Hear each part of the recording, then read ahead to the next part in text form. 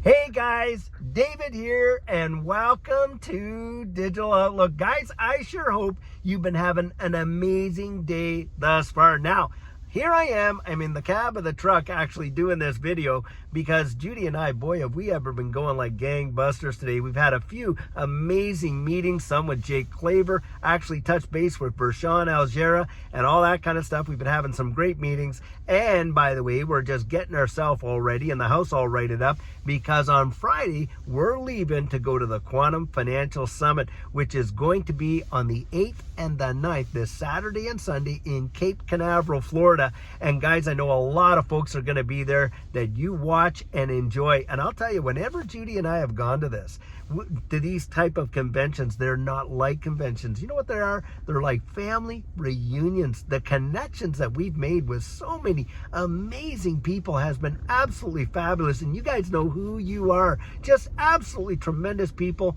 that we've had an opportunity not just to meet there, but to have coaching with and just to build relationship with. It's truly been something wonderful and amazing. And guys, I'd say, look, if you haven't gone yet, you haven't got a ticket yet, like I say, they're right down there in the description of this video where you can click on there and get a ticket. Now, guys, beyond that, boy, has there ever been a lot of news happening in this XRP ecosystem. And Brad Garlinghouse is absolutely confirmed to be there at the Crypto Summit on Friday. Now, who knows? I know Trump in about a half hour here when I'm recording this, he's going to be getting out there giving a State of the Union address, addressing Congress. And boy, I know a lot of people want to watch that. It will be so wild to hear what he has to say, of course, about, the strategic reserve, the crypto space, obviously, the tariffs that are going on there, everything that's happened with, the whole Zelensky deal. I mean, it's just amazing the amount of stuff that has taken place. And the guy hasn't even been in office for 2 months. Can you imagine? Absolutely amazing. And of course, the Doge stuff.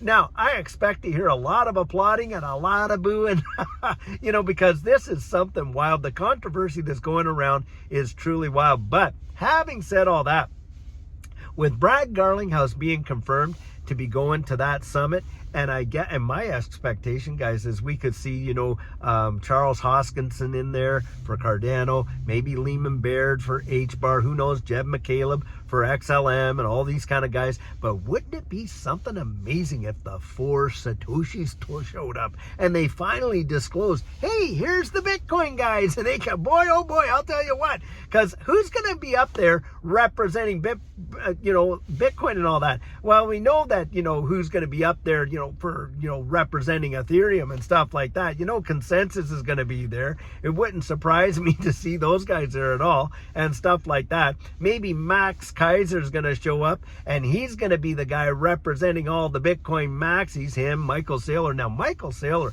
like we just reported in our video yesterday, seems like he's really kind of changed the tune because he was Bitcoin only and all the way. Now he's saying, hey, we need a more progressive look and approach at these digital assets. And he gave 4 different classifications of what digital assets there are. Now, let me see if I can get all these down that he said. I think he said 1, digital commodity, like Bitcoin and stuff like that. Then he said another one, which would be, digital securities and those ones and stuff like that. And then he brought up utility tokens, of course, and all that kind of stuff. And I think one other one. But needless to say, that is a big time shift from where he's been in the past, being a Bitcoin maxi the way he is. I think, guys, it's kind of like, that song that Bob Dylan was singing, the times they are a-changing, and he can feel it, they can know it, and the ones that are wising up are actually backing off from their stance like that. I even was listening to Anthony Pompliano, and of course Anthony Pompliano, way back in the day, he had no issues with XRP, and I remember Pomp would just be remember where he would do those, he would do his podcast and his sweatshirts and all this kind of stuff, and just a chill, relaxed kind of guy. Now he's a three-piece suit kind of guy, all up in a tie and everything like that. Because of why? Guys, I think the guy has been actually recruited to just go out there and just pump the Bitcoin narrative, because this guy totally was on board with XRP in the past. That's an absolute fact. If you ever watched him, we did, and he sure was. And the thing is, now he's kind of like, backing away from that whole Bitcoin only stance in a way. But it's very, very interesting to see. But needless to say, boy, have there ever been some big time shifts. Now, one of the things that we have all been waiting to hear about, of course, are a lot of these XRP exchange traded funds, and whether or not they're going to get to see the light of day. Now, we know that the SEC has dropped all these legal cases, right? I think only a couple left, and of course, Ripple being one of them. But on top of that, you got all these applications, I think like 13 applications for XRP exchange traded funds. And it will be interesting to see if on Friday they don't start talking about that, because that is a major deal, guys, when you're talking about these things, giving access to all of these institutional players that with their fiduciary responsibility can't touch the space, but boy, do they ever have an appetite for it. So much so that JP Morgan came out and said, listen, there's about $16 billion worth of appetite to buy these exchange traded funds. And that was just XRP. Guys, can you just imagine? You're going to have the United States out there developing a crypto reserve where the XRP is going to be a part of that. Then you're going to have all of these institutions that are going to want to get in heavy on these spot XRP ETFs. Now, the XRP ETFs are all competing with one another. Well, get this, because they're spot XRP ETFs, they have to hold the underlying asset, the XRP. As a result, there's going to be a big demand there. And then, of course, you have the utilization of this ecosystem for cross-border remittances and all the other things, tokenization of real-world assets on the XRP ledger. And you need XRP to do that. Well, guys, can you not see down the road the demand that could be out there for XRP? Do you think that this, like, what, $2 price right now is the only steam that is an XRP's engine? I mean, come on, for me, I don't think that at all. I'm looking down the road, and boy, do I ever see such a future for this XRP ecosystem. I think it's going to be phenomenal. Now, a lot of people that hate XRP, let's be honest, it's outer derangement syndrome when it comes to XRP. When you're seeing that, guys, you're actually watching people that have literally buried their head in the proverbial sand and do not look at the facts of the problems that it solves, the technology that it is, and how this is going to be used to change this new financial system. Now, the powers that be, those behind the scenes, they really do know. Mike Novogratz, of course, he changed his tune, but I've always thought that Mike Novogratz was a closet kind of like XRP packer, that he was like literally, filling his bags with XRP way back in the day, even though he had all this stuff to say about it. I've always just had that sense that Mike Novogratz, he's just playing his, playing his book there, because I always believed that he had some. But there's another guy came out there and actually, has acknowledged XRP, and Peter Brandt. Now, Peter Brandt was a almost 40 year, really highly respected traditional market technical analyst. Hated XRP. Had nothing good to say about it. Man, that guy's done an absolute 180, and boy, has he ever changed his tune. And looking at the charts, he said this is one of the bullish setups he has ever seen in any asset class. That is massive right there. Guys, my estimation is we are literally going to see some major things happen in a very short period of time. I'm talking a few months. We've literally been in this space, Judy and I, for 5 years. And I'll tell you what, we have seen every up, down, sideways action that you can fathom.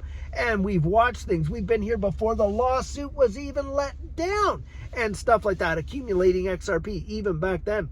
And what I'm feeling right now and what I'm seeing in the marketplace is probably one of the most bullish seasons that I have ever experienced. Now, you don't even have to take my word for that. You go talk to other people that have been long-term into this space. A lot of these guys, and I have talked to many, and boy, oh boy, do they ever feel as bullish as they have ever felt in terms of sentiment when it comes to this digital asset space and XRP. It is truly, truly off the Richter scale where we're at. We're just not yet seeing it in the price. But do I believe it's coming? Yes, guys, I do. But that's where you got to make up your own mind.